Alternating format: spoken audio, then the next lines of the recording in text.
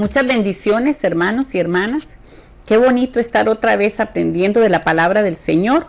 Hoy vamos a continuar con Lucas 21. Pero antes de esto quiero preguntarles si en este tiempo de pandemia han oído mensajes sobre personas que piensan que ya este es el fin del mundo, que esto es un castigo. Otros dicen que ya viene Jesús y que estamos en los últimos tiempos.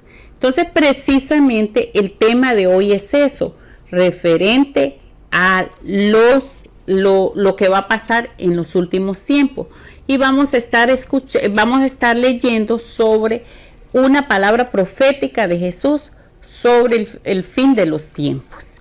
Eso lo encontramos en Lucas 21.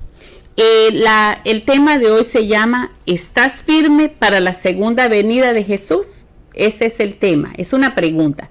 ¿Estás firme para la segunda venida de Jesús? Ahora, el objetivo es que cada creyente se concientice que siempre debe estar preparado para la segunda venida de Cristo y que no debe dejarse llevar por aquellos que solo viven buscando señales. Hay gente que anda buscando señales por aquí, por allá, que si hay un terremoto piensan que ya es el fin del mundo, ya va a ser el fin del mundo. Otros porque hay epidemias o porque hay catástrofes naturales piensan que ya viene Jesús. Pero vamos a ver, Jesús nos va a aclarar precisamente en este capítulo 21 del libro de Lucas para que sepamos cuál va a ser la señal del fin o las señales del fin verdaderas, no lo que mucha gente ha dicho mucho tiempo o los mismos judíos en aquel tiempo predicaban y enseñaban. Vamos a empezar entonces a leer la primera parte del tema, de este tema que es, el primer punto se llama Jesús hace una profecía alarmante, una profecía que se asustaron los discípulos. Vamos a ver de qué se trata. Eso está en Lucas 21 del 5 al 7. Dice así la palabra del Señor. Y a unos que hablaban de que el templo estaba adornado de hermosas piedras y ofrendas votivas, dijo: en cuanto a estas cosas que veis, días vendrán en que no quedará piedra sobre piedra que no sea destruida. Y le preguntaron, diciendo: Maestro, ¿cuándo será esto? ¿Y qué señal habrá cuando estas cosas estén para suceder?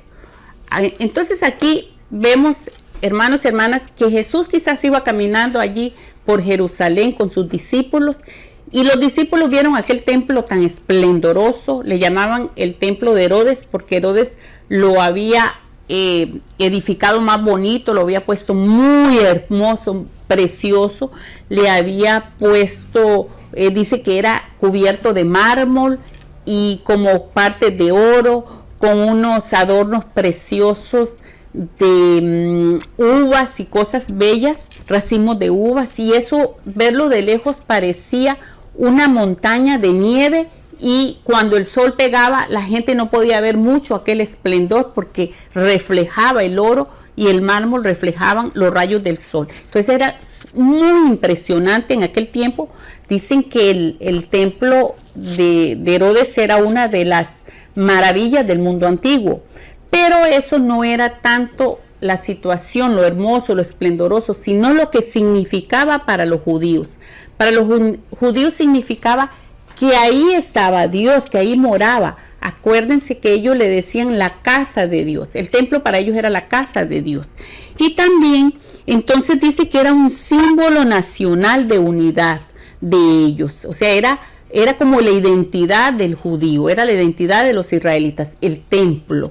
Entonces Jesús le dio una profecía muy, que ellos, o sea, muy tremenda, muy terrible. Dice que les dijo, Jesús no les hizo tanto caso de decir, sí, qué bonito ese templo, qué hermoso, qué precioso, no. Jesús les dijo, dice, en cuanto a estas cosas que veis, días vendrán en que no quedará piedra sobre piedra que no sea destruida. O sea, le dio una profecía muy dolorosa, que ese templo tan esplendoroso iba a ser destruido. Entonces, para un judío decir eso, que alguien dijera eso, era como que bueno, el día que pase eso va a ser el fin del mundo. Ellos sí creían en el fin de los tiempos, vamos a decir en el fin del mundo, en el fin de la era presente para pasar a la era cuando Dios iba a reinar. Pero entonces dice que Jesús les dijo, se va, esto no va a quedar nada, va a ser destruido. Entonces ellos se asustaron porque dijeron, es el fin del mundo, entonces cuando pase eso. Entonces le preguntaron a Jesús, ¿cuándo será esto? Ahí en el capítulo 7. ¿Y qué señal habrá? ¿Cuándo será esto y qué señal habrá? Esto era porque el judío, como les dije, tenía un concepto de que Dios iba a venir a ordenar todo, a gobernar, iba a ser un gobierno universal, pero ellos iban a ser los escogidos de Dios nada más. Y todos los pueblos iban a venir a servirles a ellos. O sea, que el reinado de Dios los incluía a ellos nada más, al pueblo de Israel y a los judíos. Pero Jesús tenía otro concepto, o Jesús enseñó otra cosa. Jesús lo que enseñaba es que sí, efectivamente, en el fin de los tiempos iba a venir un reino de Dios, un reino universal de Dios, pero no solo iba a tomar en cuenta a los judíos, sino que iba a tomar en cuenta a todas las naciones de la tierra. Y también lo que Jesús enseñaba es que ese reino había venido con él mismo, pero Dios era que iba a vivir en los corazones de los creyentes, no en un templo. Por eso Jesús dijo, mi casa será llamada casa de oración, no que Dios iba a estar ahí, sino que es una casa de oración. Pero porque el verdadero templo de Dios somos nosotros, los creyentes, porque ahí es donde viene el reino de Dios al corazón de nosotros y ahí empezamos a vivir una vida diferente de acuerdo a los principios de Dios. Entonces aquí vemos dos diferentes concepciones del reino de Dios, que una solo son para los judíos y Dios y los demás van a ser sirvientes. La segunda concepción que Jesús enseñó es que el reino de Dios es un reino universal, pero que Dios va a reinar para todos, para judíos y para gentiles, y que los gentiles también tienen participación en el reino de Dios, y los gentiles somos todos los que no son judíos. Entonces es muy hermoso esta apreciación de Jesús, esta enseñanza de Jesús. Entonces aquí vamos a ver ahora, siguiendo el tema de lo que va a pasar en el fin del mundo, por así decirlo, cómo Jesús sigue hablando sobre esta profecía en el versículo, vamos por el versículo 8, vamos por el versículo 8 de Lucas 21. Entonces dice que aquí Jesús comienza a hablar proféticamente, y esto que vamos a leer del 8 al 24 habla de la profecía en su primera etapa. Jesús hizo una profecía aquí larga, pero la primera etapa se refiere más que todo a la caída de Jerusalén, del templo y a la persecución de los primeros cristianos. Vamos a ver, ahora Jesús no enfatiza las señales, porque él dice acá, después como vamos a ver en esta parte de la Biblia, que las señales que dicen van a haber terremotos, van a haber guerras, van a haber nación contra nación, van a haber hambre, van a haber muchas cosas, pero eso no son las señales verdaderas del fin, sino que eso es solo el principio de dolores. Vamos a ver la segunda parte de este estudio, que es Jesús prepara a sus discípulos para que estén firmes, para que se mantengan firmes. Entonces aquí Jesús, en esta parte vamos a hablar del 8 al 24 sobre la forma profética en que Jesús habla, pero esto más que todo se refiere a la destrucción de Jerusalén, del templo, y también a la persecución de los primeros cristianos. Vamos a leer un poquito.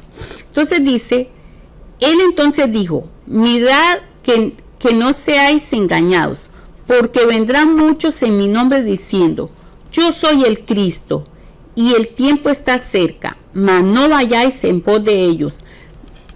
Entonces aquí Jesús hace una advertencia, que la iglesia, la primera iglesia y los primeros discípulos van a oír de gente que dice que ellos son el Cristo. ¿Y qué significa esto? Que en el tiempo de Jesús, recordemos la vez pasada que ellos estaban buscando un Mesías político que lo liberara de Roma, de los romanos. Entonces aquí lo que hacen ellos es que lo que dice Jesús es, no vayan tras ellos, porque esos que dicen que son Mesías, que son libertadores, van a venir y lo que van a hacer es que al final los van a destruir a ustedes, porque por medio de ellos, de esos hombres que llegaron para ponerlos en contra de los romanos, fue destruida Jerusalén más bien. Entonces Jesús les dice, no les hagan caso. Y en ese tiempo, hermanos y hermanas, también hay muchos que dicen que son Mesías, pero en realidad son gente falsa, traen otro evangelio, no traen el verdadero evangelio de Jesús. Entonces Jesús les va a hacer varias advertencias y les dice, estas no son señales del fin. Oiga, dice el 9, y cuando oigáis de guerras y sediciones, no os alarméis, porque es necesario que estas cosas acontezcan primero, pero el fin no será inmediato. O sea, aquí les está diciendo, muchos dicen que porque están pasando todas estas cosas ya va a venir el fin. No, todavía el fin no es. Entonces les dijo, se levantará nación contra nación y reino contra reino, y habrá grandes terremotos y diferentes lugares, hambres y pestilencias, y habrá terror y grandes señales en el cielo. Pero antes de estas cosas os echarán mano. O sea, van a pasar todas esas cosas, pero todavía no es el fin del tiempo ya, sino que van a pasar. A través de la historia han pasado muchas de estas cosas, hermanos. Han pasado terremotos, han pasado cataclismos, han pasado muchas cosas, pero eso no quiere decir que ya sea que ya en ese momento vaya a venir Jesús en ese momento, sino que Jesús va a venir en una forma, como dice la Biblia, como en los días de Noé, que la gente se casaba y todo, pero de repente vino el diluvio y se murieron todos aquellos. Así va a ser la venida de Jesús. No es porque haya muchos cataclismos de repente y cosas, sino que va a ser algo de repente. Sin embargo, ahora vamos a ver una señal que Lucas nos dice, pero vamos a ver aquí y dice en el 12, pero antes de todas estas cosas os echarán mano y os perseguirán y os entregarán a las sinagogas y a las cárceles y seréis llevados ante reyes y entre gobernadores por causa de mi nombre. Entonces aquí el Señor Jesús les está advirtiendo, profetizando sobre la persecución a los primeros cristianos, a la iglesia apostólica del primer siglo y después del segundo y el tercer siglo. Entonces vemos la gente como Nerón, por ejemplo, echó a los cristianos a los leones, cómo los agarraban para torturarlos, para empalarlos, para quemarlos, como la sinagoga, los mismos judíos religiosos persiguieron a los cristianos y como muchas cosas terribles tuvieron que pasar los primeros cristianos. Ahora, no solo los primeros cristianos, hoy en día en muchos países también hay muchos cristianos que pasan esto. O sea, esta profecía es principalmente para los cristianos del primer siglo, pero también para muchos cristianos que hasta hoy sufren por predicar la palabra en países que no es permitido, en países árabes, en otros lugares. Y también, entonces vamos a pasar ahora a el 13. Y dice, y esto os será ocasión para dar testimonio. O sea, el Señor les dijo, esto va a servir para que ustedes den testimonio de mí. Y después les dice ahí mismo que no tengan preocupación por lo que van a decir. Mire lo que dice. Y en el 14, proponed en vuestros corazones no pensar antes cómo habéis de responder en vuestra defensa, porque yo os daré palabra y sabiduría, la cual no podrán resistir ni contradecir todos los que se opongan. O sea, el Señor le dice al cristiano, siempre en cualquier época, si los persiguen, no se pongan a pensar qué vamos a hacer, cómo lo vamos a hacer, sino que el Señor mismo le va a dar el Espíritu Santo que lo va a guiar para dar una respuesta adecuada, una respuesta sabia. Y eso fue lo que pasó con Pedro, con Pablo y con muchos mártires del primer siglo y que sigue pasando hoy en algunos lugares que son perseguidos. Ahora vamos a ver, dice también aquí, mas seréis entregados, el 16, mas seréis entregados aún por vuestros padres y hermanos, parientes y amigos, y matarán a algunos de vosotros. O sea que aquí hay una situación muy difícil. Jesús pone los testigos, o sea, el ser testigo de Jesús no es fácil. A veces la familia se pone contra uno. A los judíos eso era lo peor que le podía pasar, que la familia lo rechazara. Y a nosotros también, yo creo que es una de las partes más difíciles de un ser humano, que él sea rechazado por la familia. Pero es que el camino del Señor, ser testigo de Cristo, no es fácil. Jesús nunca dijo que fuera fácil, pero sí dijo que Él iba a estar con nosotros para ayudarnos, para darnos la sabiduría, para darnos la fuerza para resistir todas las pruebas.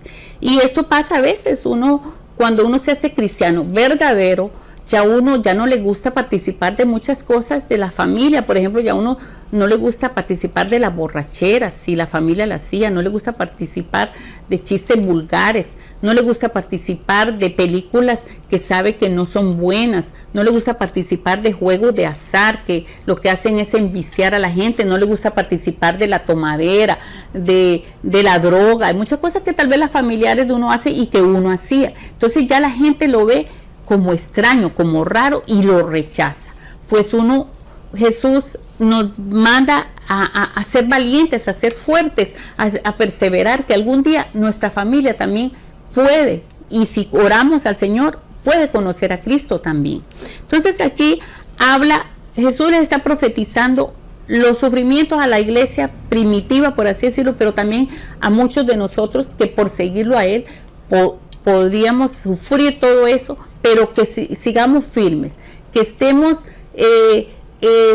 saliendo adelante con la ayuda de Él. Ahora dice el 20, vamos a pasar al 20, donde dice: pero cuando viereis a Jerusalén rodeada de ejércitos, sabed entonces que su destrucción ha llegado. O sea, Jesús está profetizando algo muy cerca a los tiempos que Él vivió, vamos a decir así. Esto pasó 30 años después de que Jesús murió y resucitó, en el año 70 después de Cristo, 40 años después de que Él murió y resucitó. Entonces fue la caída de Jerusalén, fue porque los celotes, un grupo de revolucionarios judíos y otros más, se rebelaron contra Roma, y ahí fue donde hubo una masacre terrible de judíos, y muchos cristianos tuvieron que huir a otro lado. Jesús les dice más abajo: huyan, no se queden en Jerusalén porque los muros van a ser destruidos, porque el templo fue destruido ahí. La profecía que les había dado Jesús a sus discípulos al principio del pasaje, se ve que ahí se cumplió. Jerusalén y el templo fueron destruidos completamente, y vemos hoy en la ciudad de Jerusalén el muro de los lamentos. Por eso se llama muro de los lamentos. Solo quedaron un poquito de muros y ya, eso fue lo único que quedó en pie después de la destrucción del templo y de Jerusalén. Muy triste, pero se cumplió ya esta profecía. Y el 24 dice, hermanos, esto que vamos a leer es muy importante: y caerán a filo de espada y serán llevados cautivos a todas las naciones, y Jerusalén será hollada por los gentiles hasta que los tiempos de los gentiles se cumplan. Aquí Jesús está hablando, todo esto es profético, y está diciendo, esta profecía se ve en dos perspectivas. Una que dice, Jerusalén será hollada por los gentiles, quiere decir que los gentiles se apropiarían de Jerusalén hasta cierto punto. Y también esta profecía se puede ver desde el punto de vista que dice hasta que los tiempos de los gentiles se cumplan, también como dijo Jesús en Mateo, donde dice que el evangelio se va a predicar a toda la nación. O sea, que la venida de Jesús va a tener otra señal, por así decirlo, que es que el evangelio va a llegar a todas las naciones, que Jesús no va a venir hasta que el evangelio haya entrado a todo el mundo, haya llegado a todo el mundo. Entonces, el tiempo de los gentiles es posible que sea también esto, el tiempo que Jesús está dando, que Dios está dando de oportunidad para que todas las naciones lleguen al conocimiento de Cristo, y que haya mucho pueblo de Dios allí. O sea, que se extienda el evangelio y que haya muchos creyentes chinos, hispanos, europeos, africanos, todos, porque el reino de Dios, como dijimos antes, es para todo el mundo, no solo para los judíos. Entonces, ¿cuál es la aplicación para nosotros hoy? En primer lugar, que los cristianos a veces podemos pasar pruebas muy duras, principalmente la iglesia primitiva. Es un ejemplo para nosotros como cristianos.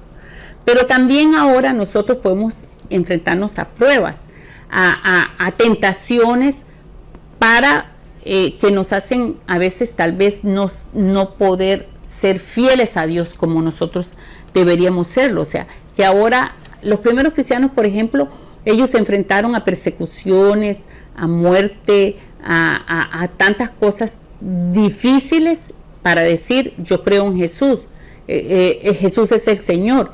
Pero nosotros ahora tal vez no hay persecuciones como en el tiempo de Jesús, aquí en nuestro país, en nuestra ciudad. Pero sí hay tentaciones, vamos a decir así, mundanas, hay tentaciones de egoísmo, de materialismo. El materialismo a veces nos pone unas tentaciones muy grandes que nosotros estamos muy apegados a las cosas de la vida, a las cosas materiales, a las apariencias, a las vanidades. Entonces, todas esas cosas son tentaciones que hacen que no seamos fieles al Señor. Entonces, en este tiempo no tenemos persecuciones, pero sí tenemos otro tipo de vamos a ver así, de obstáculo para seguir bien al Señor. Y ahí es cuando tenemos que mantenernos fieles y firmes, y que lo material, las cosas de la vida nos absorban y descuidemos el testificar de Cristo. Mucha gente no tiene tiempo para testificar, tiene tiempo para ir a la playa, no estoy diciendo que sea malo, pero tiene tiempo para todo, para ir a la playa, para salir a comprar, para trabajar, para distraerse, para estudiar, para muchas cosas tiene tiempo, hasta para embellecerse físicamente, para hacer ejercicio, y está bien, no digo que no, pero se descuidan de lo más importante, ser testigos de Cristo, testificar al mundo, a los parientes, a los amigos, a todos de Cristo. Entonces, aquí nosotros tenemos que aplicar esto a nuestra vida, que nosotros no estamos siendo perseguidos por los romanos o por un sistema político o por religiosos, pero sí, si no nos ponemos, si no estamos alertas, nos va a absorber ese mundo de materialismo y nos vamos a descuidar testificar de Cristo. Continuamos entonces con el tercer punto y el más importante de este estudio. La segunda etapa de la profecía, por así decirlo, que Jesús hizo. La profecía, lo primero era la persecución y el sufrimiento de los cristianos, la destrucción de Jerusalén y del templo, y la segunda es la más importante, que es Jesús anuncia su segunda venida, la venida del Hijo del Hombre. Eso está en Lucas 21, del 25 al 28, dice: entonces habrá señales en el sol. Ahora sí, estas señales esta señal sí le tenemos que poner atención, oigan. Entonces habrá señales en el sol, en la luna y en las estrellas, y en la tierra angustia de las gentes, confundidas a causa del bramido del mar y de las olas, desfalleciendo los hombres por el temor y la expectación de las cosas que sobrevendrán en la tierra, porque las potencias de los cielos serán conmovidas. Entonces verán al Hijo del Hombre que vendrá en una nube con poder y gloria. Entonces, hermanos, aquí vemos, y hermanas, aquí vemos dos cosas fundamentales. Una, que Jesús sí aquí está hablando de una señal antes del fin. Es la primera que vemos en todo este estudio, es la primera señal así como más clara, que va a haber una conmoción de los astros celestes. No vamos a especular aquí qué es lo que va a pasar, que un meteorito, que esto, que lo otro, como mucha gente, porque no vamos a especular, pero sí aquí dice que va a haber algo muy grande, de un cataclismo, qué sé yo, mundial, de algo muy tremendo. Pero lo más importante aquí es que entonces verán al Hijo del Hombre que vendrá en una nube con poder y gran gloria. Aquí Jesús, él mismo se dijo muchas veces, se llamó a sí mismo el Hijo del Hombre, y eso tiene que ver con un nombre mesiánico que lo dice Daniel. Daniel es el que habla de un Hijo del Hombre que va a venir y que va a juzgar, y que va a venir con poder y gloria. Y Jesús dice, y va a venir el Hijo del Hombre. Él mismo se está diciendo, Él es el Hijo del Hombre.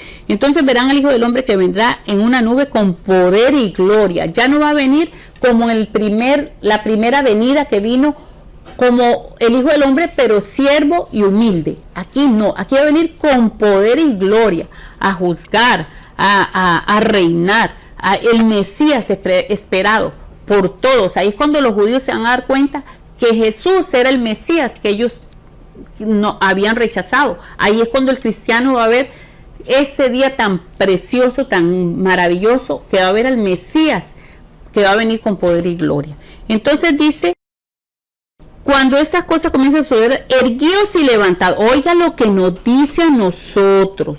Cuando vean al Hijo de Dios venir, erguíos y levantad vuestra cabeza porque vuestra redención está cerca. O sea, que mucha gente habla de los sucesos del fin del mundo, que va a venir Jesús y todo, y lo hacen con miedo. ¿Por qué? Un cristiano, al contrario, tiene que sentirse muy feliz, tiene que estar a la expectativa de que Jesús va a venir otra vez con poder y gloria y va a organizar todas las cosas como tienen que estar. Ya no va a haber injusticia, ya no va a haber maldad, porque va a venir el reino de Dios completo, la plenitud del reino va a venir con Jesús. Entonces, ¿por qué? Y Jesús nos dice, erguíos, o sea, levántense, anímense, porque va a venir vamos a decir, su salvación completa, su redención completa. Ya el Señor va a organizar la tierra en justicia, en amor, en paz. Ya no van a haber injusticia, gente sufriendo, ya no va a haber enfermedades, ya no va a haber tanta cosa triste que vemos en esta vida. El Señor, esto es el evento más importante del cristiano, la segunda venida de Jesús. Ahora, después para terminar, porque ya se nos hizo un poquito largo, termina ahí que hay que tener sabiduría para discernir los tiempos, que así como la higuera cambia sus hojas, y porque va a cambiar y va a venir otra época, otra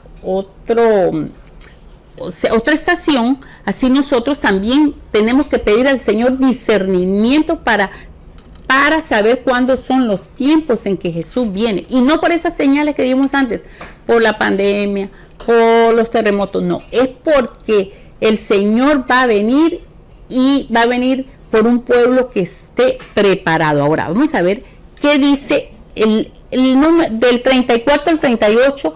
El número 4 de esto dice, el punto número 4 dice, que estamos viendo hoy, dice, Jesús advierte sobre estar siempre preparados. O sea, el cristiano no tiene que bajar la guardia, tiene que estar esperando la segunda venida de Jesús. Entonces dice, mirad también por vosotros mismos, que vuestros corazones no se carguen de glotonería y embriaguez, y de los afanes de esta vida, y venga de repente sobre vosotros aquel día. Mire que está hablando de repente. O sea que la venida del Señor Jesús no va a ser como mucha gente espera, que pasen muchas cosas primero, muchas cosas, y dice, ay, ahora sí viene Jesús. No, va a ser de repente. Va a ser como en los días de Noé, como dijimos, y va a ser algo rápido. Entonces, el cristiano siempre tiene que estar preparado, porque dice que no se carguen de glotonería y embriaguez, o sea, que no vivamos en placeres mundanos, hermanos y hermanas, ni de los afanes de la vida estemos apegados, no estemos apegados de las cosas materiales, todo se va a quedar. ¿Para qué va a hacer eso que usted trabaja y trabaja y trabaja? Está bien que trabaje, pero no pasar la vida trabajando, porque todo lo que usted hace en esta tierra, la finca que tiene, los carros, la super casa, todas las operaciones que se ha hecho para embellecerse, entonces, ¿qué va a pasar con todo eso? Todo eso se va a quedar aquí. Nada nos vamos a llevar. Entonces dice Jesús, no nos apegamos a las cosas de la vida. Trabajemos, sí, pero para vivir. Pero también trabajemos para la vida eterna, para las cosas de arriba. Entonces dice, porque como un lazo vendrá sobre todos los que habitan sobre la faz de la tierra. El 36, velad, pues en todo tiempo, velad pues en todo tiempo orando, que seáis tenidos por dignos de escapar de todas estas cosas que vendrán y de estar en pie delante del Hijo del Hombre. O sea, que estemos velando, y velar no es solo es estar alerta, es estar sirviendo al Señor, es estar fiel al Señor, es obedecer al Señor, es testificar a todos los que podamos de la palabra de Dios, porque si no les testificamos, muchas de esas gentes van a morir sin Cristo, no van a pertenecer al reino. Orar por los familiares que no se han convertido, por los hijos, por los abuelos, por los sobrinos, por todos. Velad, tratarlos bien, hablarles de la palabra a nuestros compañeros de trabajo, a nuestros compañeros de escuela, de universidad. Ese es el cristiano verdadero. El cristiano verdadero no es el que está pensando solo en él, en que yo ya me salvé y ya estoy bien, así como los judíos, ese pensamiento que tenían los judíos, de decir, el reino de Dios solo para los judíos y como decir, ¿qué me importa a los demás? No, a nosotros sí nos importa mucho, porque nosotros tenemos la mente de Cristo, el pensamiento de Cristo, que hay que ir a todo lado para hablar de Cristo, a todas las naciones, a todos los que podamos. Entonces el cristiano tiene que estar velando por él mismo, de no vivir en carnalidad, y también preocuparse por hacer la obra de Dios aquí en la tierra y de testificar. Y también aquí tenemos que pensar un momentico, así como aplicación, nosotros, ¿qué porcentaje de nuestro tiempo? Aquí vamos a poner este gráfico, este círculo, por ejemplo, vamos a hacernos un autoanálisis. ¿Qué, por ejemplo, cuánto tiempo yo dedico o qué hago yo con todas las cosas diarias? Por ejemplo, ¿cuánto tiempo dedico al trabajo, a la oración, a los placeres mundanos, si es que estoy todavía en eso y no me he arrepentido? También cuánto tiempo dedico al Señor, al prójimo, al entretenimiento, a la preparación académica, al hogar. No quiere decir que muchas de esas cosas sean malas, no. Unas sí, los placeres mundanos sí, ya esas cosas ya nos dejamos tomar y esas cosas, pero todas esas cosas no es que sean malas, pero ¿cuánto tiempo dedicamos a esto? A veces se nos va la vida en tanto entretenimiento. Comenzamos una serie, ahora las series, y no nos conformamos con el primer capítulo, sino segundo, tercero, cuarto, quinto, hasta un día viendo una serie. ¿Cómo es posible? El cristiano no puede estar tan descuidado con las cosas de Dios. Está bien entretenerse un ratito, pero lo demás, ¿cuánto tiempo dedicamos a la oración, a interceder, a testificar, a ayudar a otros, a testificar en todos los sentidos de Cristo? Aquí tenemos que tomar un momentito y ponernos la mano en la conciencia y decir, Señor, perdóname porque no te he sido fiel y tú vas a venir en cualquier momento. ¿Y yo qué estoy haciendo para tu reino, para tu gloria, para presentarme ante ti cuando tú vengas otra vez en tu reino, en gloria y poder? Para concluir, la segunda venida de Jesús es inminente. Debemos orar para que cuando vengan las pruebas seamos fieles al Señor, así como fueron los primeros cristianos. No tenemos que andar buscando las señales, sino que tenemos que estar alertas siempre con una vida que agrade a Dios. Debemos tener una visión como la de Cristo y orar y testificar a todos los que podamos para que también ellos entren en el reino de Dios. Esa es la conclusión. Ahora vamos con algunas preguntas de reflexión. Primero, ¿la pandemia será una señal de que Jesús ya viene? Sí y no, sí o no, ¿y por qué? Segunda pregunta, ¿cuál cree usted que es la mayor tentación del cristiano de hoy que le podría impedir ser fiel al Señor? Tercera, en su vida, ¿qué lugar ocupan los afanes de la vida en comparación con el servicio a Dios? 4. Si Cristo viniera hoy, ¿cree que ha hecho todo lo que ha estado a su alcance para mantenerse fiel a Él? ¿Sí o no? ¿Y por qué? 5. ¿Es importante el mensaje de la segunda venida de Cristo para la iglesia de hoy? ¿Sí o no? ¿Y por qué? Gracias, hermanos. Esperamos verlos la próxima semana y estudien el capítulo 22 de Lucas.